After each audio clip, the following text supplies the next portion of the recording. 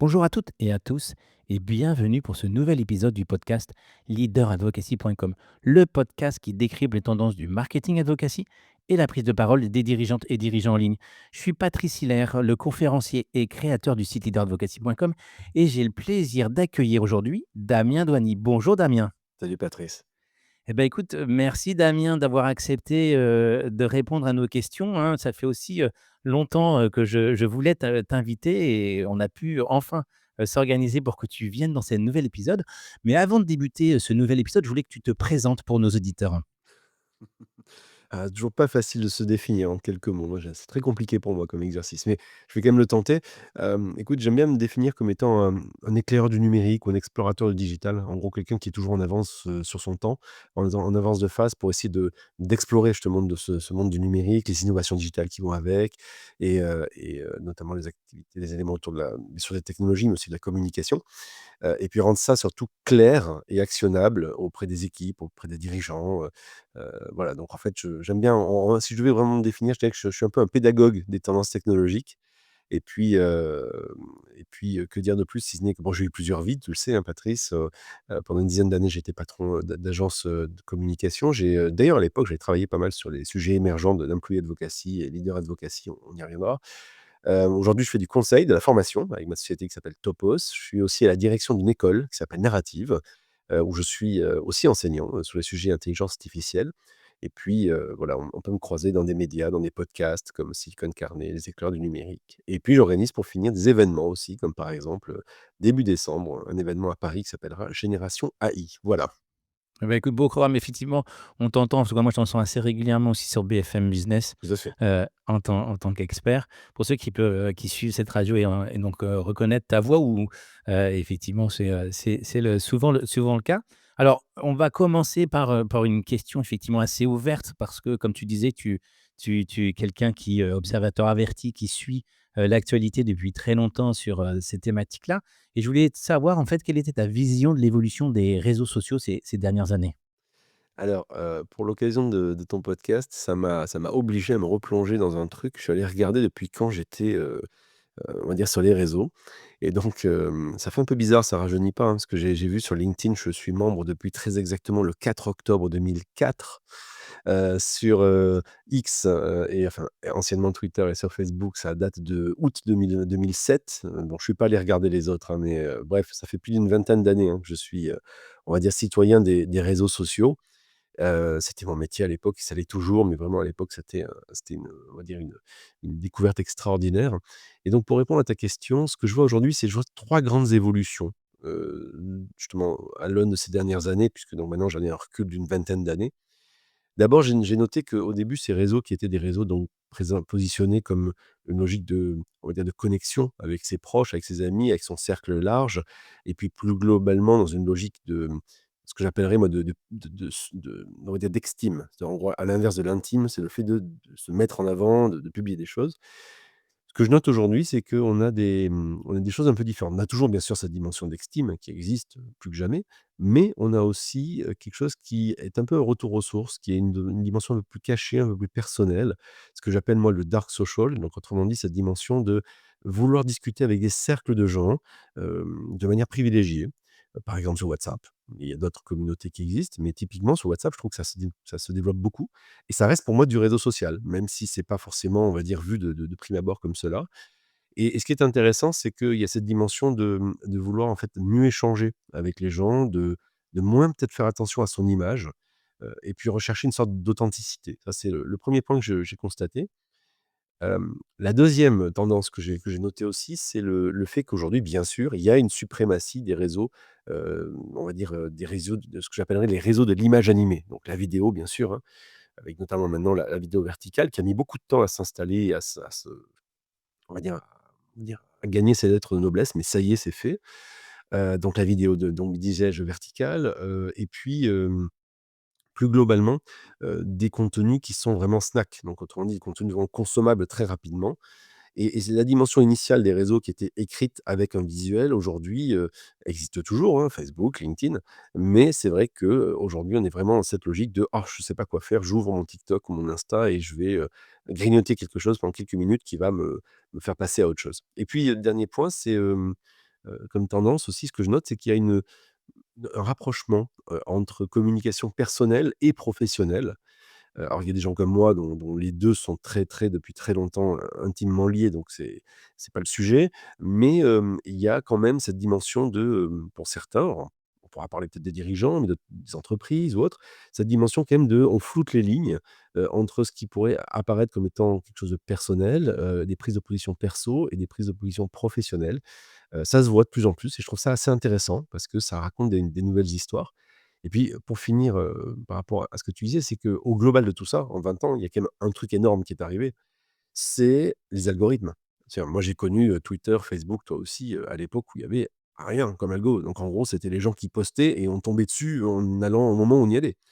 Et les algos, ça a quand même changé beaucoup de choses parce que les algos, qui étaient sur la une bonne idée à la base, hein, qui était l'idée de dire finalement un algorithme me comprend ou me connaît, va me sortir des contenus intéressants, ça m'évite de devoir tout relire.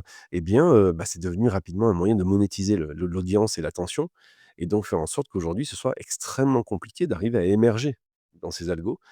Et donc, ça donne des tendances un peu bizarres, très, ce que j'appelle moi du storytelling personnel, beaucoup d'émotions, beaucoup de ça exacerbe aussi les tensions. Donc c'est quelque chose qui est pas forcément, je trouve, aujourd'hui comme, intéressant ou tout au moins positif comme tendance. OK. Alors tu as parlé effectivement de cette capacité à des fois, intégrer ou mélanger ou, faire, un pot commun, on va dire, d'un certain nombre de situations personnelles et professionnelles. Donc à la fin, on a des fois du mal à différencier, ces 2 univers. Justement pour toi, comment tu définirais la leader advocacy aujourd'hui par rapport à la simple communication institutionnelle ou même le personal branding traditionnel dont tu parlais tout à l'heure? Mmh. Hem, Bah, pour moi, leader advocacy déjà, c'est finalement quelque chose qui est assez ancien. Parce que tu vois, il y a j'y réfléchissais justement en préparant cette émission. Je formais déjà des dirigeants à la prise de parole, il y a 10 ans. Tu vois, il y a plus de 10 ans, je formais des gens, dont vraiment des gens de Comex, qui avaient envie d'aller sur Twitter. Donc typiquement, il y avait cette dimension de déjà, j'ai envie de m'exprimer sur les réseaux et Twitter à la place à l'époque était la place où il fallait être. Et donc c'est quelque part qui finalement qui un mouvement qui est assez ancien, qui s'est enclenché donc il y a une dizaine d'années, avec bien sûr en parallèle les notions d'employee advocacy, enfin de salarié, on va dire ambassadeur. Mais c'est clair que, le fait est que la tendance pour moi, enfin ce que ça a montré et qui aujourd'hui continue, c'est que finalement comme interne et externe, bah, pour moi c'est quasiment la même chose. Autrement dit, il y a une dimension, je trouve très, très forte aujourd'hui, c'est il suffit de demander tout simplement à ses collaborateurs, à ses salariés, comment ils ont appris certaines informations relatives à leur entreprise.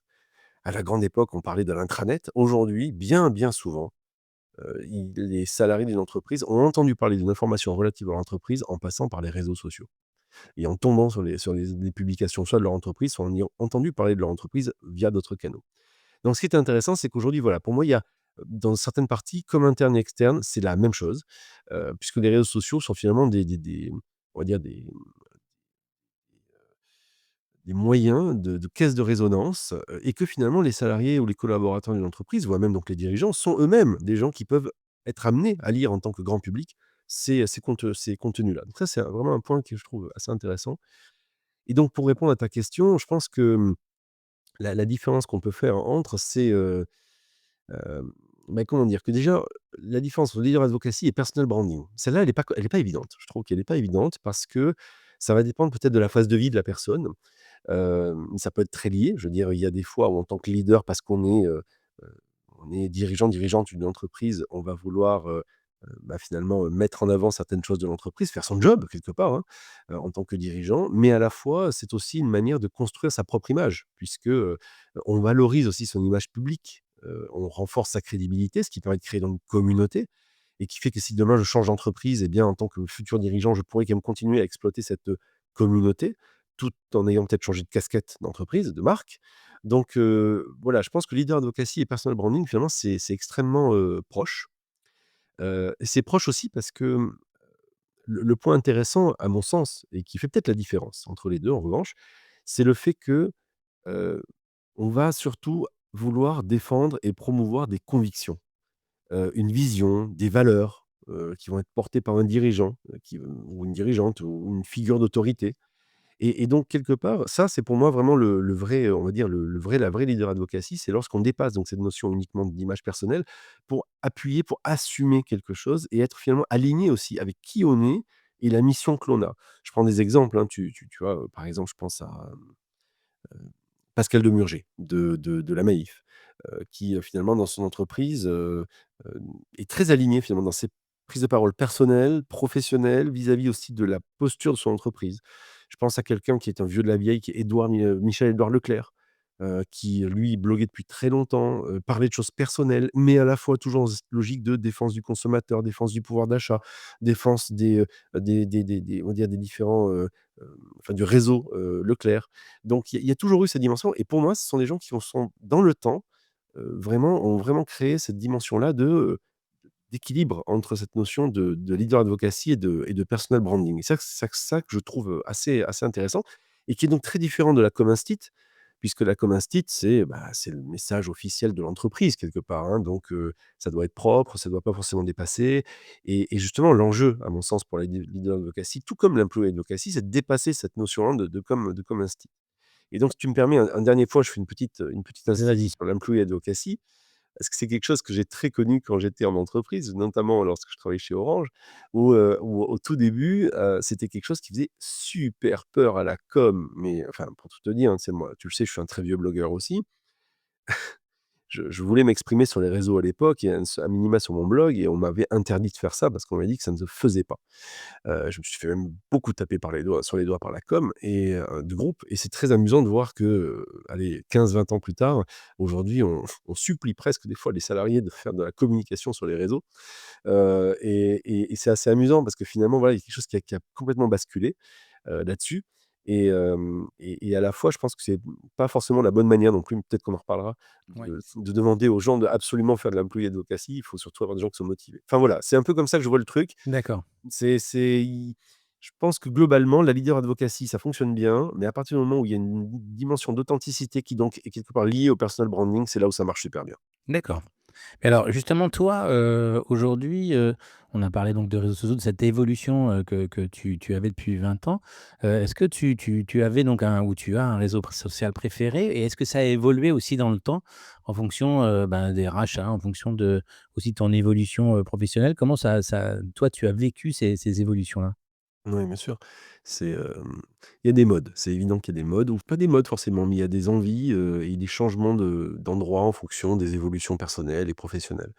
Hem, c'est vrai que pendant longtemps, parce que c'était le réseau aussi principal, j'étais beaucoup sur Facebook, puis, après sur Instagram, sur X, que j'aime beaucoup d'ailleurs, beaucoup de gens, aujourd'hui maudissent beaucoup X. Alors c'est vrai que c'est plus Twitter, mais moi j'ai vraiment enfin, peut-être qu'avec le temps, il se trouve que j'ai créé une communauté vraiment de qualité, mais j'ai toujours un immense plaisir à aller sur X aujourd'hui. En revanche, si j'y allais aujourd'hui, je pense que ce serait plus compliqué, parce que je pense que c'est devenu vraiment extrêmement, compliqué, voire toxique par certains aspects. Mais dans tous les cas de figure, dans ma bulle informationnelle, j'y suis toujours très très à l'aise, donc X en l'occurrence. Puis j'aime beaucoup aller, je consomme énormément de YouTube, beaucoup d'Insta, beaucoup de TikTok, plus dans une logique de consommation, même si j'y vais de temps en temps pour OK. autre chose. Et puis sinon, c'est vrai que dans les années on va dire, avançant et aussi de par un changement de la plateforme, j'aime beaucoup aller sur LinkedIn aujourd'hui. C'est un terrain de jeu que je trouve assez amusant et qui est quelque part, c'est pour ça que je parlais de Facebook au début et que j'ai délaissé aujourd'hui, mais comme, un peu LinkedIn c'est Facebookisé quelque part, je retrouve mes petits. OK.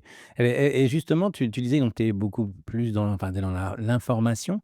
Est-ce que quand même tu t'imposes, un certain nombre de moments de publication? Est-ce que tu imposes une fréquence? Comment aujourd'hui toi tu t'organises sur ta prise de parole, en ligne? Mmh. Bon, de toutes les manières, la prise de parole aujourd'hui, lorsqu'on a une volonté de visibilité, quelle qu'elle soit, en grande entreprise, en petite entreprise, en tant qu'indépendant, que sais-je, et de toutes les manières, ça passe par les réseaux, c'est comme ça et puis voilà, c'est devenu, une clé, et une mécanique, incontournable. Donc moi, j'essaye de m'imposer vraiment de poster 2 fois par semaine, à minima sur LinkedIn.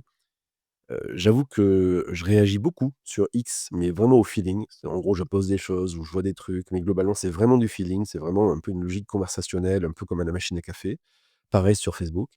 Hem, je poste, comme je le disais, moins sur Insta et TikTok parce que je peux pas être partout. Mais par contre, c'est vrai que parfois je suis très mauvais élève, parce que, parce qu'en fait, j'aime pas parler pour rien. En fait, je vais tout te dire, Patrice, moi, j'aime pas parler pour parler et moi, ce que j'aime, c'est avoir à raconter des histoires et partager des choses qui me parlent et qui me plaisent, donc je me dis que, bah, ça va peut-être plaire les autres, ça va peut-être plaire aux autres, mais parce que j'ai envie de le faire.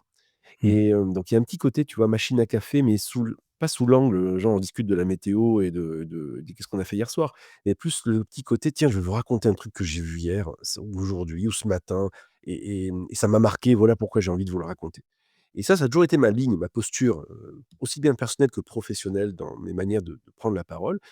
Et donc je considère que des fois, quand j'ai pas grand-chose à dire, ben je le fais pas. Voilà, parce que je préfère plutôt réagir à la rigueur sous forme de commentaires, mais je le fais pas forcément à chaque fois. Dans tous les cas de figure, voilà, pour répondre à tes questions, quand je le fais de manière, on va dire, régulière, c'est en moyenne, allez, ouais, 2 fois par semaine.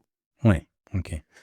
C'est vrai que pour nos auditeurs, on en parle souvent à beaucoup d'épisodes, mais c'est vrai que c'est aussi une tactique, hein, lorsqu'on n'a pas forcément, toujours, des nouvelles thématiques à évoquer ou à prendre la parole, on peut se servir quand même de ce que disent les gens et interagir. On sait que c'est de plus en plus rare. Alors c'est des réseaux qui sont normalement censés être des réseaux d'interaction, mais on voit bien que c'est quand même de plus en plus rare ou alors c'est du trash, mais globalement sur, des éléments classiques, les interactions sont quand même, en baisse, Mmh. sur la plupart des postes. Donc c'est faut pas hésiter, hein, quand on débute. Justement, c'est une des questions qu'on nous pose, ben, on peut commencer justement à commenter, pas mal de posts, bien pensés pour justement, faire voir son expertise, cette capacité qu'on a à être, en interaction avec les communautés.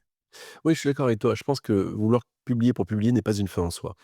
Heu, à nouveau parce que je pense qu'il vaut mieux être pertinent dans ce que l'on publie, même si on le publie, on va dire, de manière irrégulière, mais il faut être régulièrement irrégulier. Autrement dit, il faut pas disparaître et puis revenir au bout de 2 mois. Il faut essayer quand même d'avoir une certaine voilà, récurrence. Mais je suis d'accord avec toi, des fois, il peut être pertinent d'aller, commenter tout simplement, des gens qu'on suit, qu'on aime, qu'on trouve intéressants. Pas pour juste avoir envie de commenter, mais pour apporter quelque chose au débat. Et ça, c'est quelque chose qui est intéressant parce que c'est aussi une manière de faire valoir son expertise. Alors après, ça dépend qui on est, hein. Quand on est je sais pas, le ou la, PDG, PDGR d'une grande entreprise, on a peut-être pas le temps d'aller commenter. Mais pour d'autres personnes, oui, ça a totalement du sens et je pense que ça fait aussi partie du jeu, très clairement. Alors tu parlais tout à l'heure justement de cette arrivée, de ce changement, bouleversement des algorithmes dans les réseaux sociaux tels que, on les a vus arriver et avec la complexité aujourd'hui de cette gestion. Alors j'ai lu sur un post LinkedIn que tu as diffusé récemment, hein, que tu indiquais: «Pour émerger, si on prenait à rebours les algorithmes pour élever le jeu et les conversations». Alors ça m'intéressait justement aujourd'hui d'échanger avec toi sur ça parce que souvent nos auditeurs, ils nous posent des questions justement sur quand est-ce que je dois poster? Quel contenu poster? Bah, vous voyez que les algorithmes, ben, ils vous disent de poster, un certain nombre de vidéos, des photos, voilà. Comment toi tu perçois justement par rapport à ce poste-là et l'arrivée des algorithmes, qu'est-ce que tu conseillerais? Ouais, grande question ça, le quand est-ce qu'il faut poster, quoi poster et cetera. Bon, je pense qu'il y a, une sorte d'équilibre à avoir entre le fait qu'il faut jouer le jeu des algos et à la fois il faut être soi-même. Autrement dit, quand je dis jouer le jeu des algos, on le sait, les algos ont tendance à pousser certains formats à des moments. Ils ne le disent pas, mais c'est de manière, on va dire, un peu empirique, on s'en rend compte, soit en regardant ses propres stats, soit en échangeant avec d'autres gens. Il peut arriver que des contenus soient poussés à un moment, un format soit poussé parce que, bah, tout simplement la plateforme a envie de les médiatiser. C'était les vidéos à une époque sur LinkedIn, aujourd'hui, il y a les carousels, demain ce sera peut-être autre chose, et ainsi de suite sur toutes les plateformes. Aujourd'hui, si on est sur YouTube, on va faire des shorts. Il y a toujours un format qui, à un moment, va être privilégié. Donc il faut être malin, il faut être opportuniste et il ne faut pas hésiter à aller, on va dire, creuser ce format ou ces formats-là. Ça, c'est un 1er point. Après sur la question de quand est-ce qu'il faut poster? Alors ça, c'est la question régulière à 100 € et en fait, là, moi d'abord, typiquement, je le fais vraiment au feeling quand je vois déjà un peu déjà on va dire les les chiffres que j'ai sur mes publications, je les regarde de manière assez fine et je me dis: «OK, qu'est-ce qui a changé entre ça et ça, au-delà du sujet? Est-ce que est-ce qu'il y a l'horaire typiquement?» Et ça, c'est vrai que ça peut influer. Il y a aussi on va dire la vie de sa propre communauté. Sa propre communauté peut avoir une vie différente. Je prends l'exemple de X, par exemple. X, il y a aucun souci pour arriver à poster dans la journée, voire le soir même très tard et ça fonctionne. Donc par conséquent, il ne faut pas hésiter à essayer de sentir un peu sa communauté pour comprendre, ce que font les gens et à quel moment. Et puis, Effectivement, des fois, il faut aller un peu à rebours, à mon avis, et il faut aller à rebours des algorithmes, et justement essayer de se demander déjà, premièrement, moi, en tant que lecteur, quand je viens sur une plateforme, c'est quoi mes propres usages déjà? Autrement dit, est-ce qu'il m'arrive de venir à des moments autres que les grands carrefours d'audience? Et peut-être que ça peut donner des idées pour se dire: «Bah, si moi j'y viens, peut-être que d'autres y viennent». Donc c'est intéressant de tester des choses. De toute façon, il faut pas arrêter de tester pour voir. Et puis surtout, je vais essayer de te faire un peu un parallèle, Patrice, moi, entre les réseaux sociaux en général, on pourrait parler de LinkedIn, mais on va dire en général. Pour moi, les réseaux sociaux, par rapport à la vraie vie, c'est comme un grand magasin. C'est-à-dire, en gros, tu vas avoir un moment où, de toutes les manières, tu vas avoir des flux, tu vas avoir énormément de gens qui vont arriver au même moment. Tiens, je sais pas, tu prends un centre commercial un samedi après-midi, et ben, voilà, tu as tout le monde qui est là à ce moment-là très précis, et donc là, logiquement, tout le monde va vouloir ouvrir sa vitrine, tout le monde va vouloir attirer le chaland en se disant: «Mais il y a du monde, donc c'est le moment de les faire venir». Et donc c'est pas faux comme idée. Simplement, ça veut dire que quantitativement, ça va peut-être fonctionner, mais tu vas quand même être dans un énorme brouhaha qui va faire que quelque part, ça va être compliqué d'arriver à émerger. Donc il faut à la fois ça, parce que c'est bien, parce que tu peux en volume arriver à avoir du monde, si tu trouves le bon sujet, la bonne manière d'aborder les choses, mais tu es quand même perdu au milieu du global. Donc ça, c'est, si je fais un parallèle, donc autrement dit, ça, c'est le moment où tu postes, au moment où il y a tout le monde qui poste. Je sais pas, genre le matin, par exemple. Donc pourquoi pas, mais il faut pas faire que ça. À mon sens, prendre un rebours, ça veut dire aussi dire: «Et qu'est-ce qui se passe à d'autres moments?» À des moments où en fait il y a moins de gens, mais justement, comme il y a moins de gens, mais il y en a quand même qui passent, comment je vais me positionner à un moment où il y a moins de monde? Je reprends mon exemple du samedi, mais pas du samedi soir, mais du samedi matin, par exemple. Si vous êtes déjà allé dans un supermarché, moi quand j'étais étudiant, je me rappelle, je vendais des trucs j'étais démonstrateur dans un supermarché. J'étais étonné de me dire: «Mais il y a jamais personne le matin et tout le monde est là l'après-midi, quoi. Mais pourquoi ils viennent pas le matin?» Et il y avait du monde qui venait le matin, les plus malins, ceux qui se disaient: «Bah, justement, je viens le matin comme ça, j'évite de d'avoir la cohue», et ces personnes-là, elles ont plus de temps, elles sont qualitativement intéressantes, et ces personnes-là, il y en aura moins, mais elles seront plus quali, et elles seront, on va dire, elles auront une approche qui seront un peu différente. Et donc là, typiquement, pour à nouveau faire un rapport avec les réseaux sociaux, avec LinkedIn, par exemple, moi, j'ai déjà testé et ça marche. C'est par exemple, poster un samedi matin. Eh ben, ça marche. Il y a des gens qui lisent, il y a des gens qui regardent, il y a des gens qui commentent, peut-être moins, mais j'ai trouvé que les interactions et les conversations étaient vraiment intéressantes. Et là, par contre, il faut être bon, il faut avoir des contenus de qualité qui va vouloir donner envie de s'arrêter. Donc voilà, donc en résumé, la clé, c'est du contenu de qualité, certes, mais au-delà de ça, savoir doser cette dimension de être au grand carrefour d'audience. Oui, même si on va avoir du mal à émerger, mais il faut tenter, et à la fois jouer à contre-pied et soi-même tester pour voir à des moments, où est-ce qu'il y a on va dire de la récurrence et du répondant, de sa propre communauté. OK.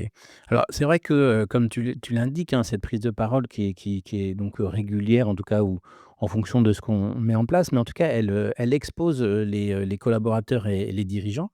Et c'est vrai que souvent, en fait, on s'aperçoit qu'il y a forcément un risque, hein. Tu l'as évoqué tout à l'heure avec, il y a très longtemps quand tu travaillais chez Orange, Mmh. pour justement t'empêcher de prendre la parole. Maintenant, c'est plutôt l'inverse, mais par contre, il y a quand même toujours une gestion des risques à mettre en place, par rapport à ces communications-là des dirigeants, dans leur stratégie d'advocacy. Comment toi, tu perçois, en fait, aujourd'hui et comment, on peut, intégrer cette gestion du risque dans ce côté, push au quotidien ou régulier d'un dirigeant. Mmh.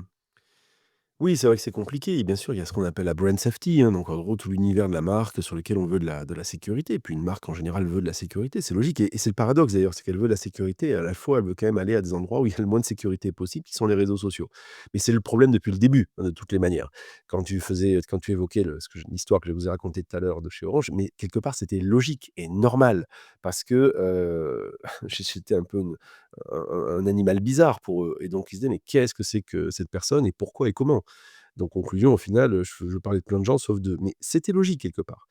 Aujourd'hui, ça s'est banalisé. Je veux dire, on sait comment ça fonctionne, et globalement, tout le monde a une idée de comment ça fonctionne. Donc, cette notion-là s'étant banalisée, ça devient logique de se dire: «Bah, tiens, si on proposait aux collaborateurs ou aux dirigeants de parler».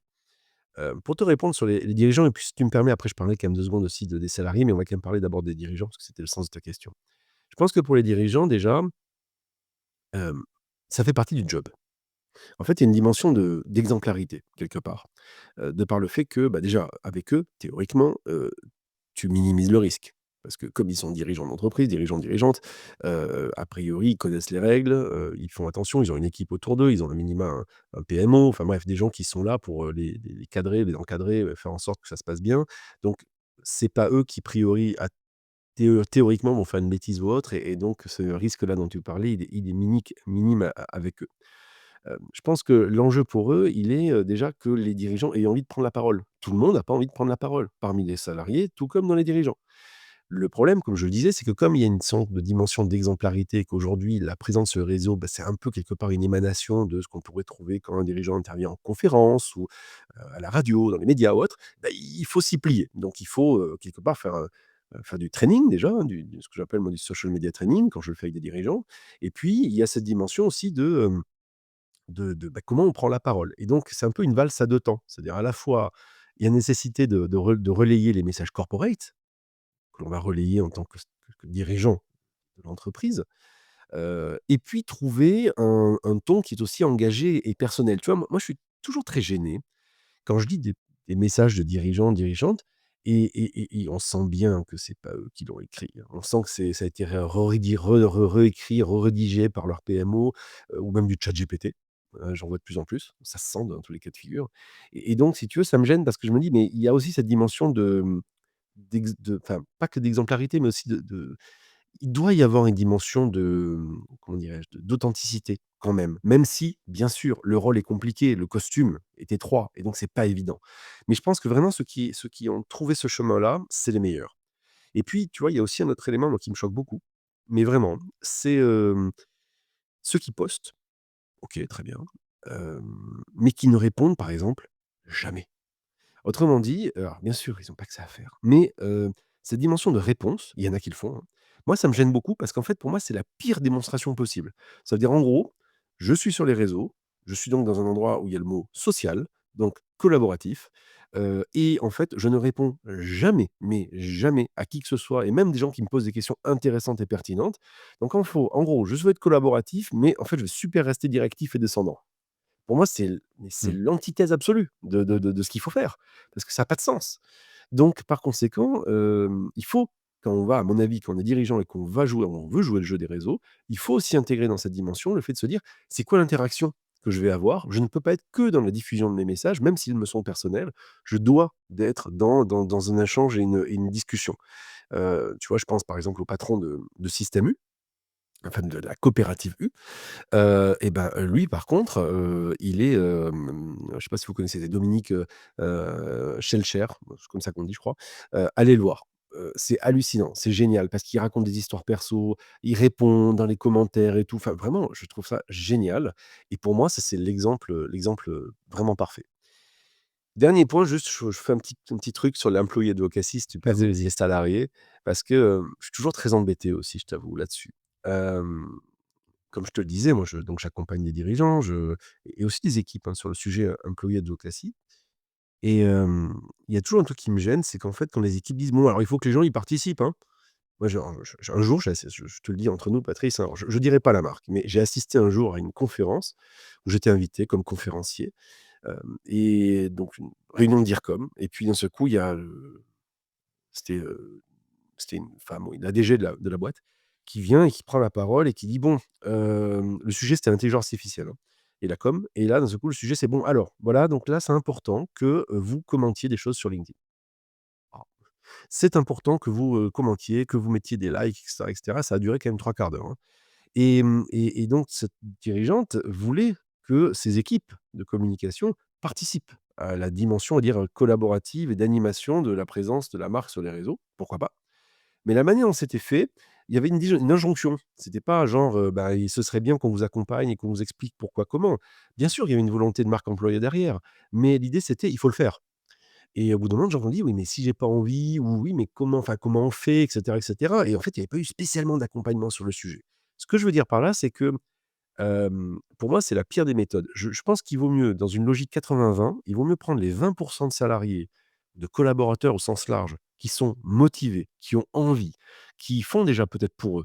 Parce qu'eux, on va pouvoir s'appuyer sur eux et eux vont être les meilleurs vecteurs des messages d'une entreprise parce qu'ils vont le faire de manière naturelle qu'à aller vouloir se dire: «On veut tout le monde» ou quasiment tout le monde et faire en sorte que vous allez avoir des gens qui vont juste copier-coller des messages qu'on leur aura poussés, en interne, qui fait que finalement on aura cette sensation de, bah, c'est du copier-coller quoi, c'est du tract, c'est du prospectus et il y aura pas cette dimension d'incarnation. Donc moi je pense qu'il vaut mieux cibler les 20 de salariés qui sont vraiment au taquet sur le sujet et faire en sorte que dans les 80 qui restent, on se dise: «Qui sont les futures pépites et comment on les fait monter dans les 20 ?» Mais c'est pas facile, c'est un vrai travail, il faut Ouais, accompagner, il faut regarder et c'est compliqué. ouais. Et alors justement que tu parlais de ça aussi, c'est vrai qu'il y a aussi un mouvement, on constate même, des organisations syndicales, patronales, hein, qui demandent aussi, alors c'est pas des injonctions, je pense que là, dans ces cas-là, ils sont assez indépendants, mais en tout cas, qui souhaitent beaucoup plus que les dirigeants d'entreprise prennent la parole sur les enjeux économiques, sur les enjeux sociétaux, sur les réseaux sociaux pour, défendre, on va dire, ce qu'ils ont à dire.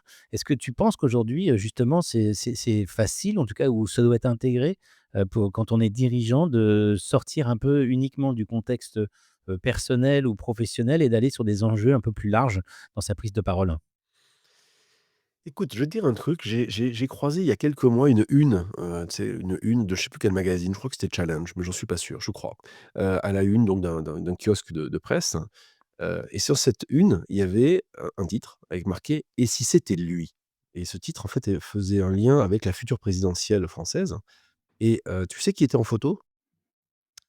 Non. Michel-Édouard Leclerc. D'accord. Et pourquoi? Parce que peu de temps avant, il avait fait justement une prise de parole sur les réseaux et dans les médias, justement en tant que dirigeant de on va dire du réseau Leclerc, mais aussi il avait pris une parole, un point de vue, on va dire sur l'économie et sur le fait que, bah, voilà, en tant que dirigeant, il avait un point de vue sur le sujet, et donc c'était assez amusant de voir que la presse disait: «Mais tiens, finalement, voilà un patron qui a une vue des choses, d'un point de vue, on va dire économique, sociétal, avec des équipes, et pourquoi pas?» Et donc je trouvais ça hyper intéressant, ça m'a marqué donc quand j'ai vu ça, je me suis dit: «Tiens, c'est rigolo, mais alors déjà, est-ce que déjà ça existe pas depuis longtemps?» Alors si, il y a quelqu'un qui le faisait, il y a longtemps, mais il y en avait qu'un qui le faisait. Il s'appelait Bernard Tapie et Bernard Tapie d'ailleurs, il a fini par faire de la politique. Tapie, c'était un des rares qui quelque part avait cette dimension de: «Je suis homme d'affaires, mais je n'ai pas peur à aller me frotter en politique parce que j'ai des choses à raconter et à dire».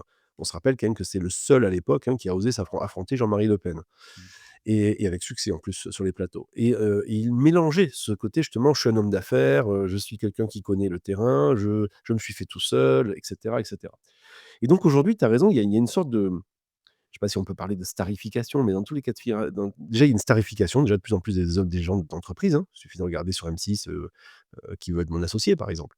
Donc ça concourt déjà à un mouvement un peu global de ce côté, je suis dirigeant et je peux, déjà, on va dire je peux m'adresser à des sujets sociétaux et donc effectivement, tu as raison, moi mon sentiment c'est qu'aujourd'hui tout le monde ne sait pas le faire. Tout le monde ne doit pas le faire, parce que certains n'ont pas les codes ou n'ont peut-être pas la manière de donner, on va dire, de la hauteur à leur parcours. Mais je pense que certains par contre gagnent à le faire. Tu vois? Je parlais tout à l'heure de Pascal Demurger. Pascal Demurger, c'est hyper intéressant. Heu, Pascal Demurger aujourd'hui, il a écrit un bouquin quand même, qui est une prise de parole politique au regard de son action, en tant que dirigeant.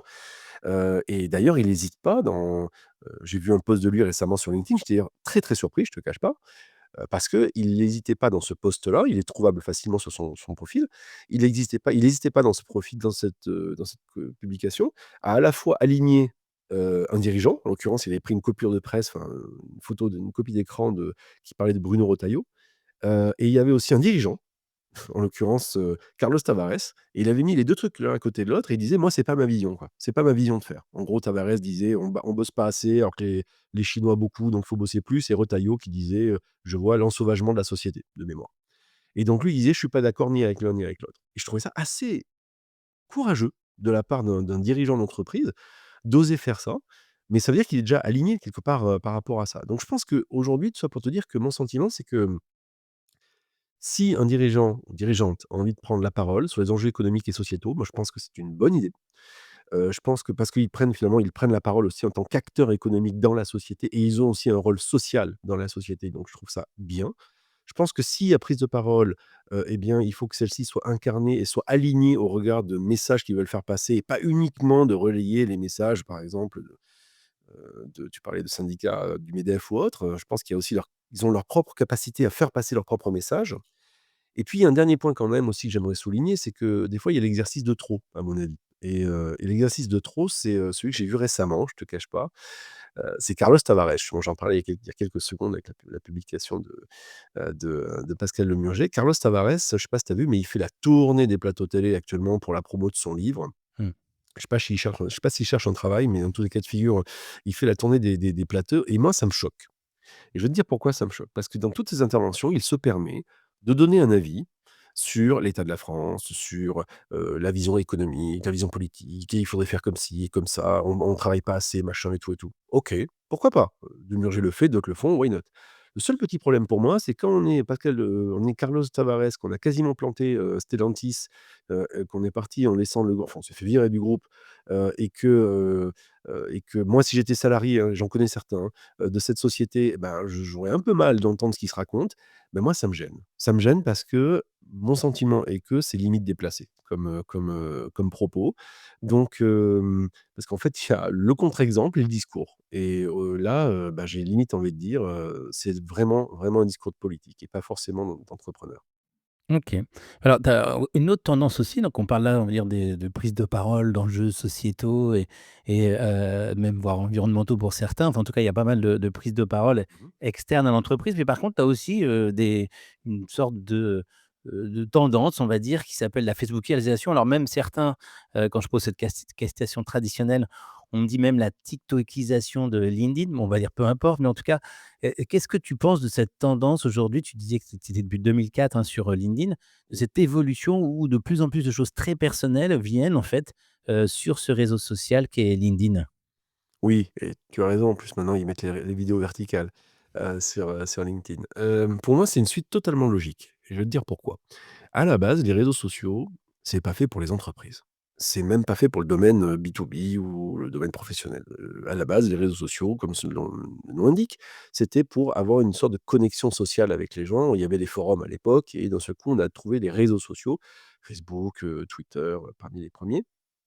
Et donc il y a cette dimension de communication personnelle avec ses proches et son cercle d'amis.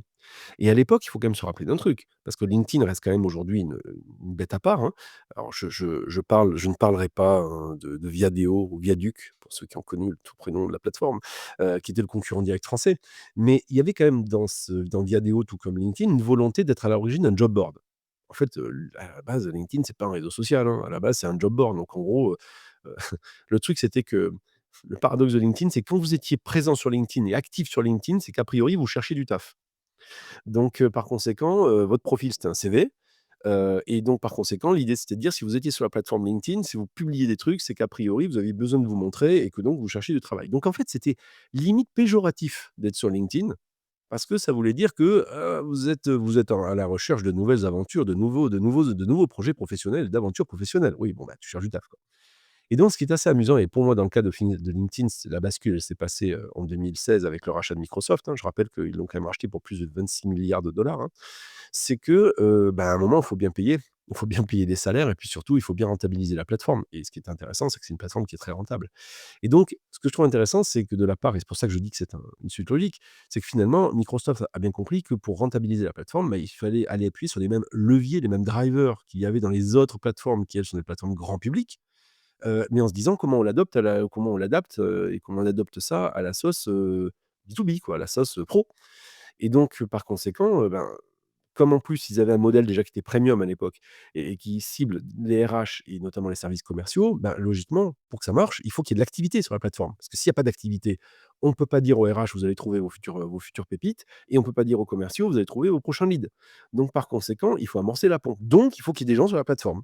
Et donc comment faire? Eh ben, il faut aller prendre les recettes des réseaux sociaux grand public et les adapter. Donc c'est pour ça que je te dis que c'est une suite logique pour moi, Mmh. en fait et ça me choque pas. Donc d'où les fils d'actu avec les algos, les réactions sociales, avec les likes et les différentes versions de likes, les formats de contenu, les publicités ciblées. Maintenant, tu le disais, voilà, TikTokisation, tout au moins des vidéos verticales jusqu'à ce qu'ils changent d'avis. Bref, moi, ce que je note quand même, c'est qu'il y a 2 trucs un peu différents chez LinkedIn qui est assez bien fait et qui est très différent des autres plateformes et c'est là où tu vois quand même qu'ils ont bien compris l'ADN de la plateforme. C'est que d'abord ils ont une vraie, communauté, ils ont une vraie pardon, pas une communauté, ils ont une rédaction de journalistes au sein de LinkedIn qui fait LinkedIn Actualité, donc qui fait de la curation d'actualité au sein de la communauté et donc c'est très malin parce qu'ils respectent ce côté, corporate, tu vas y trouver de l'info, qui peut être intéressante, un peu comme si tu faisais un peu de la revue de presse. Donc ça, je trouve ça très malin. Et d'ailleurs, c'est une des rares plateformes, bon, la seule qui fait ça. Et deuxième élément, ils ont bien compris qu'il fallait flatter l'ego, plus que jamais, peut-être même que sur d'autres plateformes, grand public, avec les top voice. Donc ce qui fait que, bah, ça renforce en plus l'engagement, notamment lorsqu'on est consultant ou autre: «Oh super, je suis top voice sur tel sujet, telle verticale» et cetera. Donc au final, c'est pas étonnant pour moi.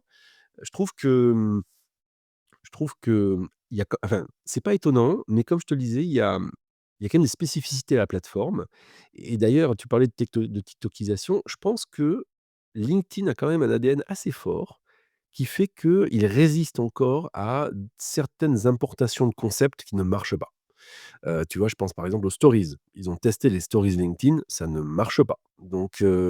Bah oui, ça marche pas. Parce que qu'est-ce que tu veux raconter de ta journée à part: «Je suis devant un écran, j'ai fait un mail, je suis à la machine à café, je suis à la cantine», waouh! Ça ne peut pas marcher. Ils l'ont testé, mais ça ne m'étonne pas que ça n'ait pas marché. OK. Alors, tu as parlé, tu as cité pas mal de noms de dirigeants, durant cet épisode, mais là, on va essayer justement de se concentrer, parce que c'est vrai aussi que nos auditeurs aiment bien, ce moment-là, parce que ça donne, en fait, une vision de chacun des personnes que j'interviewe. Est-ce que tu aurais des noms de dirigeants, dirigeantes qui, pour toi, sont, inspirantes à suivre? Mmh, bien sûr. Alors il y en a, alors je fais une petite incise sur ce que je disais là sur les contenus parce qu'en fait, ce qui est intéressant, c'est qu'il y a les dirigeants qui sont présents, je vais vous en donner, je vous rassure. Et puis il y a, un truc que je suis en train de voir émerger. Alors je te le dis Patrice, parce que c'est une tendance que j'ai vu émerger qui est assez intéressante. Aussi bien sur les réseaux sociaux grand public que professionnels comme LinkedIn. C'est en fait, comment dire? Des gens qui ne sont pas présents en tant qu'eux-mêmes, on va dire, personnes actives sur les réseaux, mais qu'ils deviennent par le biais d'autres personnes. Je te donne un exemple, c'est, par exemple, un truc que j'ai vu passer récemment, le petit-fils, Muluez, qui interroge son grand-père, fondateur de Auchan et du groupe Auchan, sur le côté un peu échange transgénérationnel. Et je trouvais ça intéressant parce que ce côté-là, les jeunes versus les vieux qui sont pas présents sur les réseaux, mais qui ont peut-être des trucs à raconter versus les jeunes qui, eux, sont présents et qui peuvent capter une cible un peu différente. Il y a un truc qui est en train d'émerger là-dessus.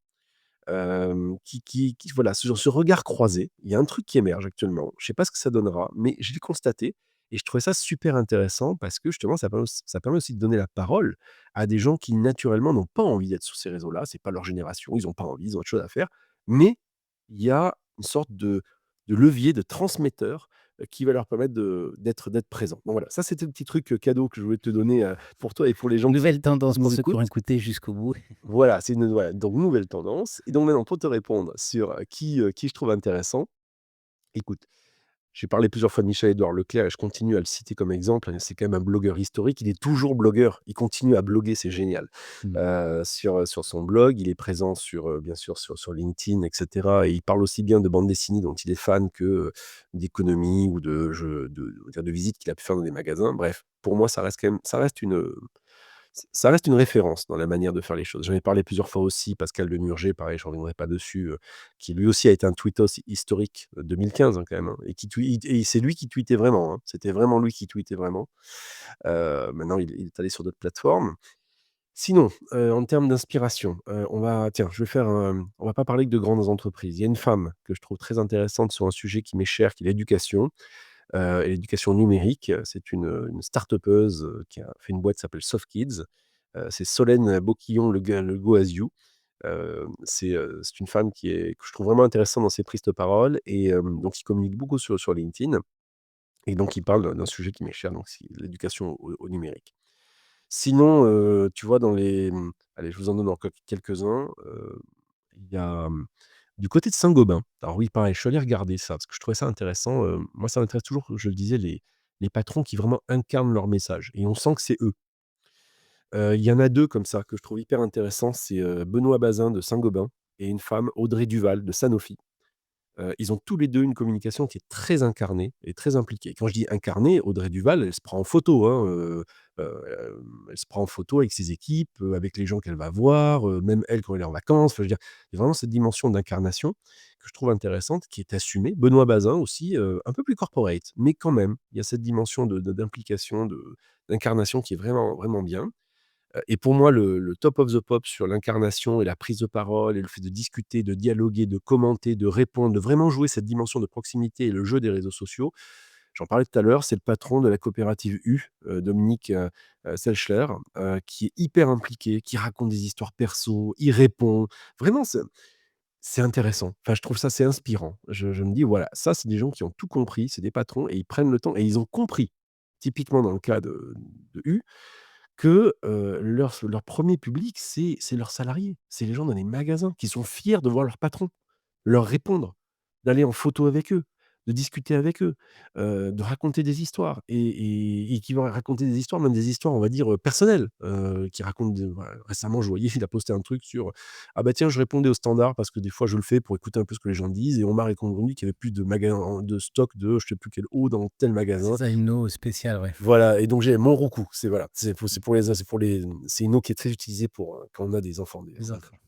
et donc voilà, il raconte l'histoire et je trouvais ça vraiment intéressant et surprenant d'ailleurs, dans les commentaires, des fois, lui disent: «Franchement, est-ce que c'est votre place de faire ça?»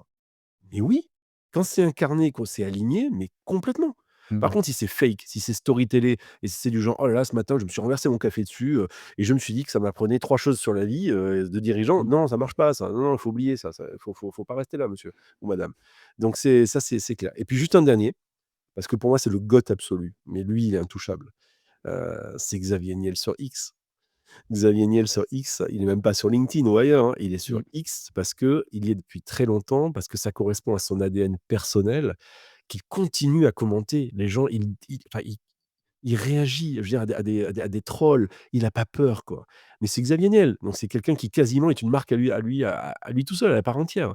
Mais pour moi, c'est extrêmement, c'est extrêmement intéressant de voir quelqu'un qui a tellement intégré ces codes-là et qui joue avec et ça a une résurgence positive sur ses entreprises.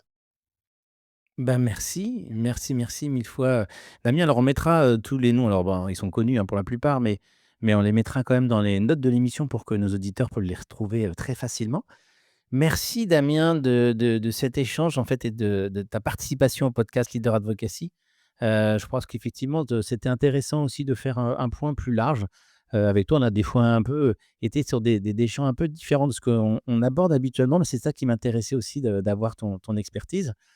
Merci en tout cas. N'hésitez pas pour, nos auditeurs à partager ce podcast à un ou une amie ou mettre une note, sur les plateformes de streaming. Vous savez que c'est comme ça aussi. On parle d'algorithme depuis le début avec toi. On sait aussi que c'est aussi ces éléments-là qui nous permettent d'être connus plus largement ou le partage en fait, le fait aussi et on se retrouve dans 15 jours pour encore, une belle rencontre autour de la leader advocacy. Merci Damien. Merci à toi, Patrice.